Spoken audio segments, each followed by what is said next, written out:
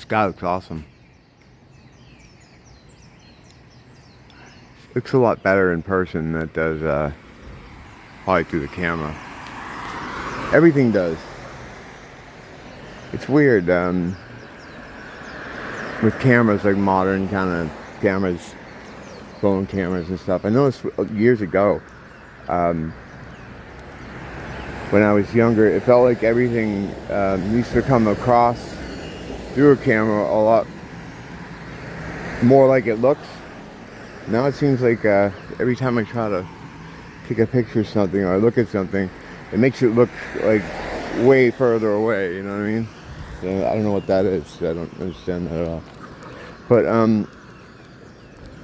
yeah, synchronicity. One of the two, between synchronicity and the Mandela effect, these are two things that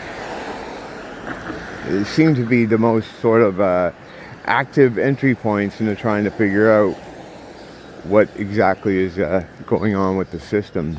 And I don't mean the beast system, I mean just the other system. There's a couple systems in place here, you know. There's of course the beast system, which is the oppression, you know, the enemy, really, who's always trying to fuck you over, bring down your vibrational frequency, keep you in the cage, keep you in the jail. But there's another system that's happening. It's the thing we're all connected by. The consciousness, the collective consciousness that we're all connected to, God, you know, this sort of the divine quilt, you know. And through that, like, it feels like you get hints or you get clues as the days go on. And synchronicity, like the Mandela effect, is just something that it's hard to figure out. It's hard to pin to. Well, the Mandela effect, people will tell you, oh, it's your you know, memory, which it isn't at all. But it seems to be a fluid sort of situation that is almost like supernatural. What is supernatural, really? And the synchronicity thing is kind of the same thing. Like, it just ties together stuff that really have no business being together. And I mean, it's always existed, and it's always something that's I've been aware of, and I'm sure many others have been. But it's gotten to a point now where it's just they come a lot more frequently.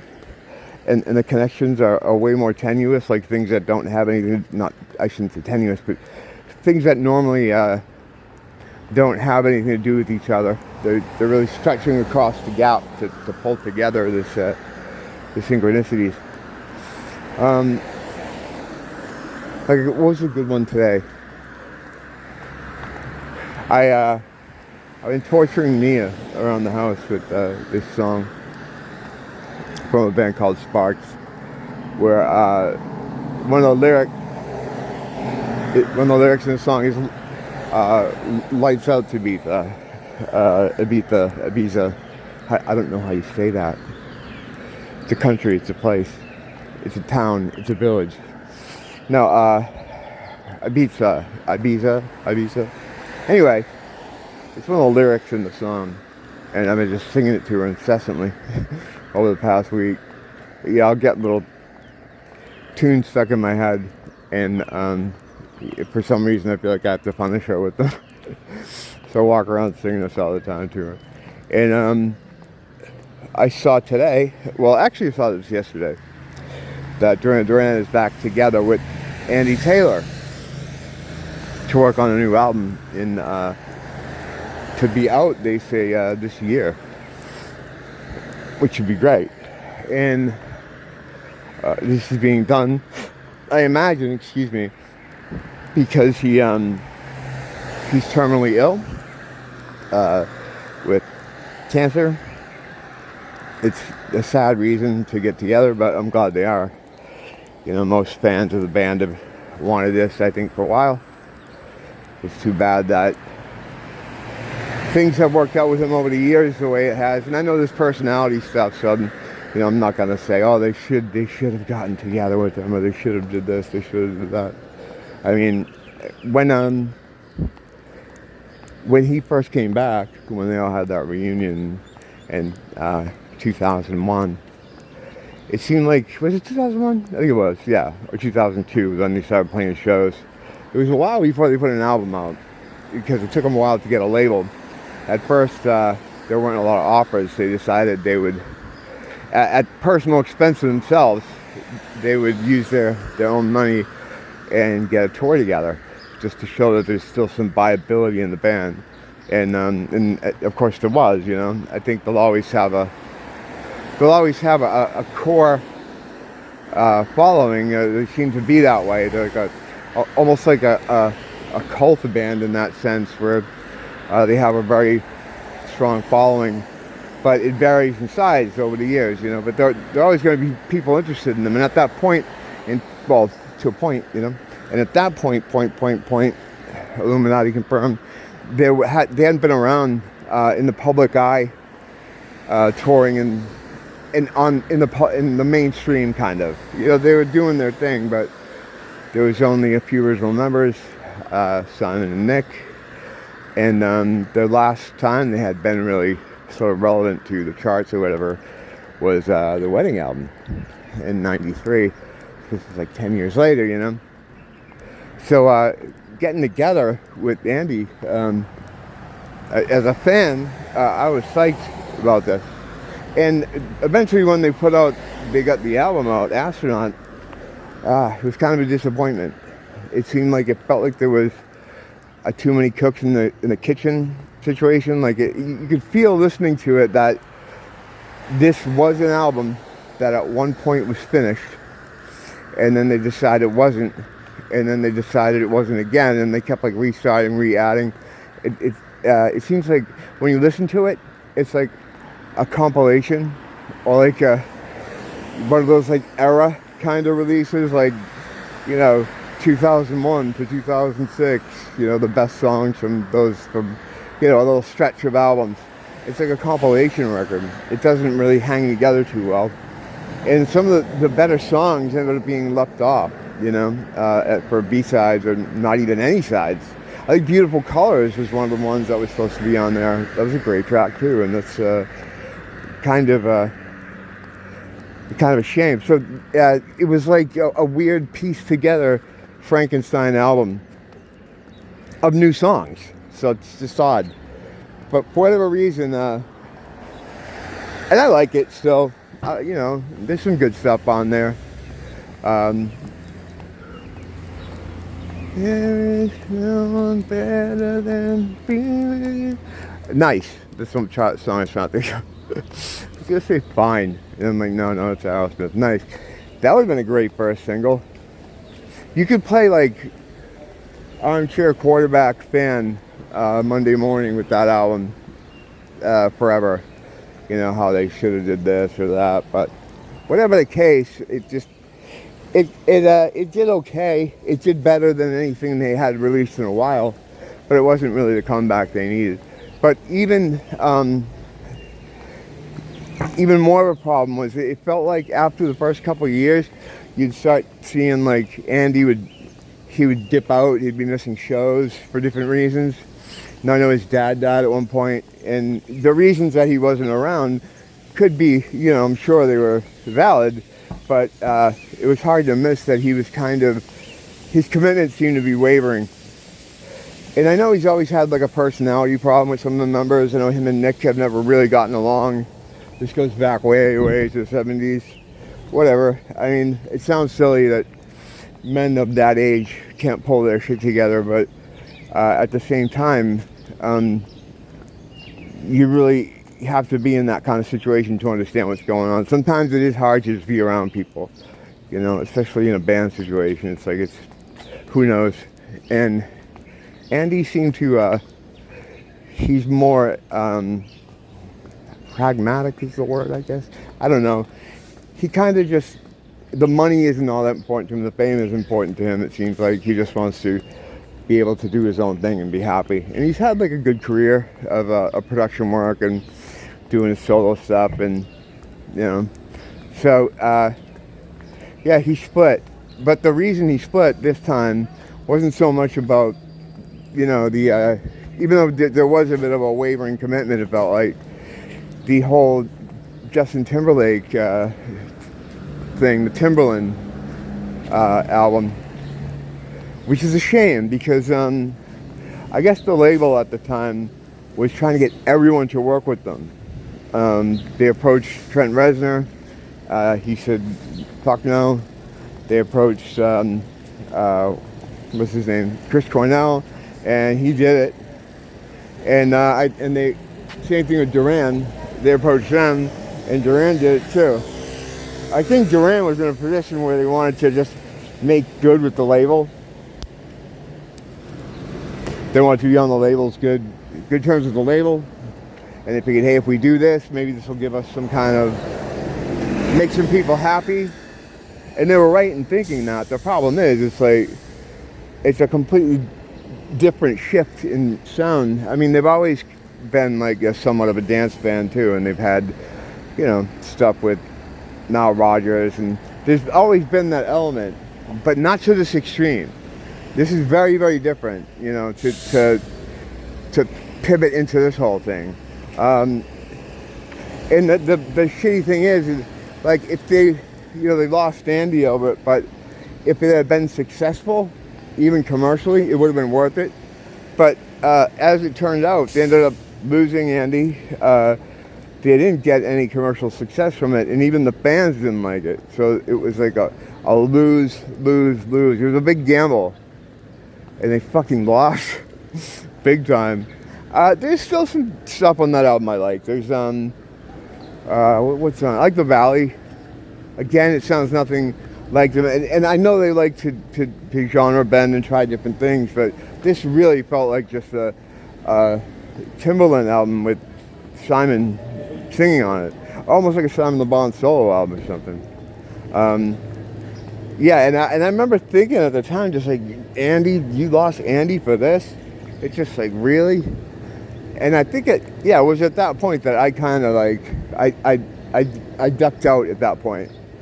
I was like, fuck this, and I stopped following them for like, maybe the first time in my life since '82. I was just salty. I was done. I'm like, you had it back together. You'd made a mediocre album. The next one would have been better, because it sounded like it was going to be better. That reportage,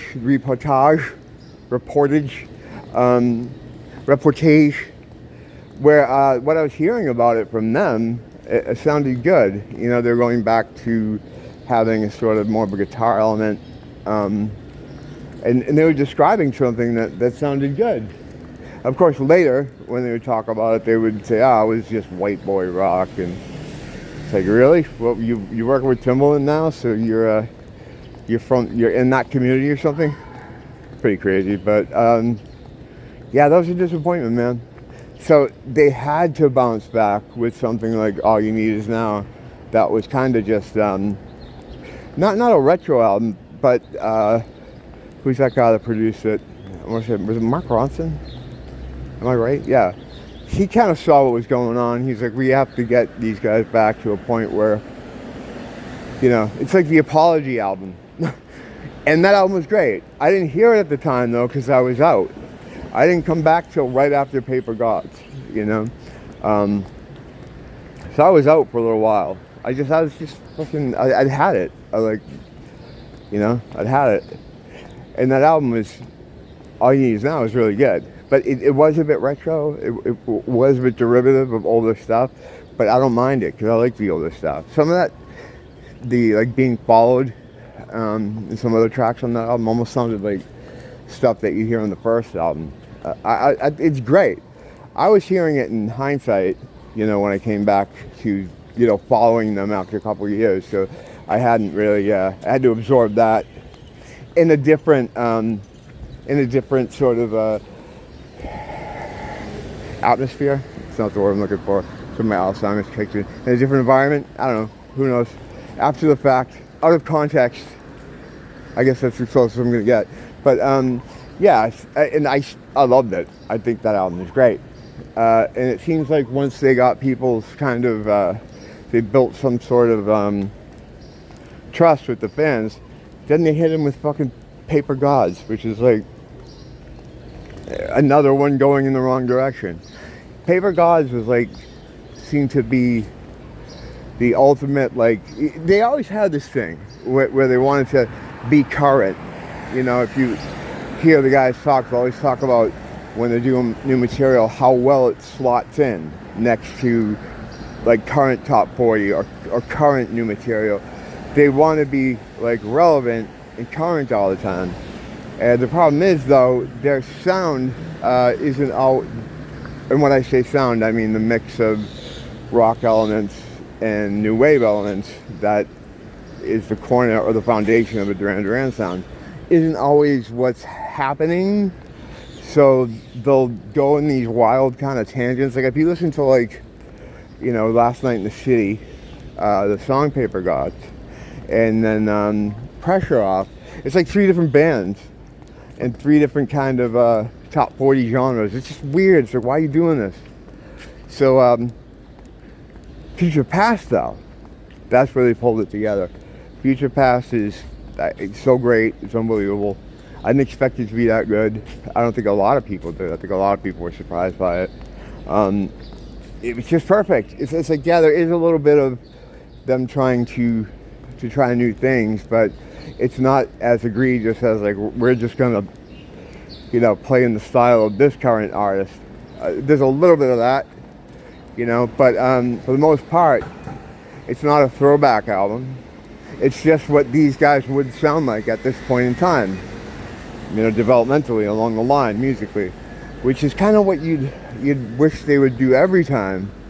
But it seems they're always so very cognizant of the charts. That's why I'm really psyched about this new one with Andy, because there can't be a lot of preconceived, like, sort of planning, like how do we make a song that sounds like this so that we can, so it plays seamlessly on top 40. You know, they have to just kind of write what they have. If they're going to work with him, you know, and do all the tracks, and I hope so. I'm hoping that's how it is. They made it sound like that. Now, they haven't said he's back in the band. That would be great. They should reinstate him. Just, I mean, you know, not to be morbid, but we don't know how long the guy's going to be around, right? So it's like they should reinstate him just so that when he passes, he can be a member of the band. When he, I don't know if that even matters. It's just something weird in my mind. But that'd be kind of cool to me. But yeah, this could be a great thing, you know. They've always kept him on a leash to a certain extent, or Nick has. I think he's best. Those first 2 albums, right? The first Duran Duran albums, they're perfect as far as the combination of his sort of hard rock sound mixed with the new wave kind of synth sound. That made them. That made them. Now, by the time you get to 7 and Ragged Tiger, which is a couple of years later, the 3rd album, you already have a diminishing Andy bit. Like, he's already fading into the background a little bit. And I guess him and Nick, like, had a lot of problems with that album. That was a troubled project anyway. They recorded a bunch of stuff, wasn't working well, they had to go back again.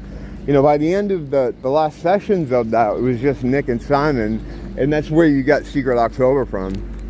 But there was definitely more of a synth thing going on there. But there's still some good stuff on there. Future Past, though, I think is probably the best album since that one. Since Ragged Tiger. Because, I mean, you know, if you look at it, right, it's better than all their comeback albums. It's better than the Warren, anything from the Warren era. Even though there's not a song on Future Past that is as good as Ordinary World, the Wedding album didn't have a whole lot to offer outside of Ordinary World and Come Undone. It seemed as disjointed as Liberty. It didn't seem all that different. They were just lucky that they had a couple songs that took off for them, you know. But yeah, so it's better than that. It's definitely better than Liberty.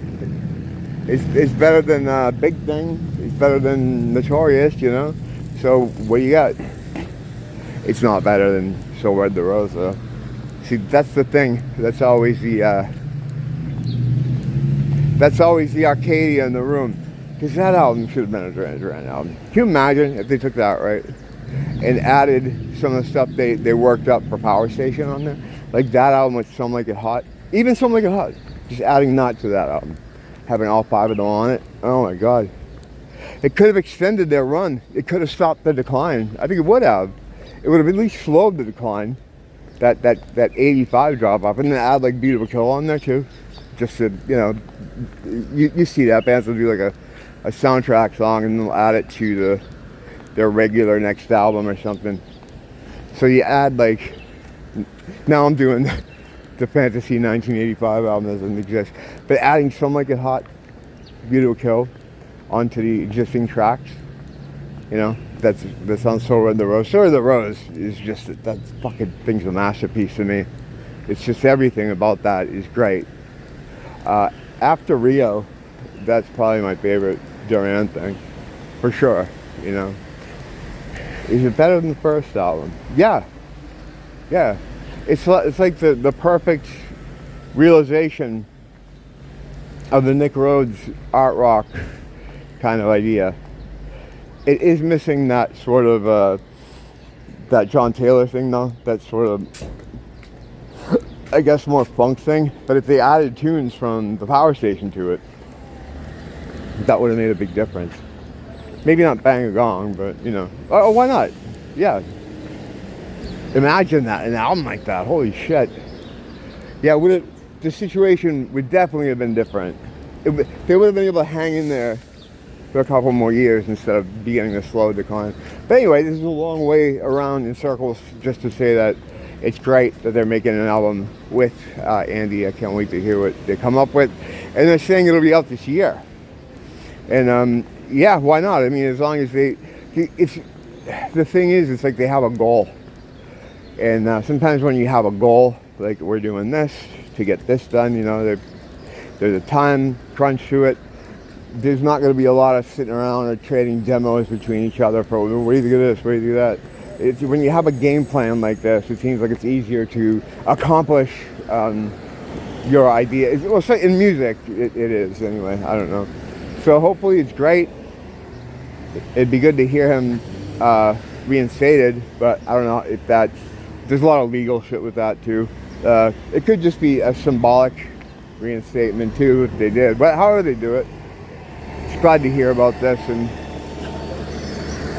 yeah, so I'm gonna keep my eye on that because see whatever developments come from that. Pretty exciting shit though if you're a fan. You know, I'm really happy to see this. It's too bad it had to have such a horrible, you know, inciting factor to get it to happen this way, but it's still going to be great.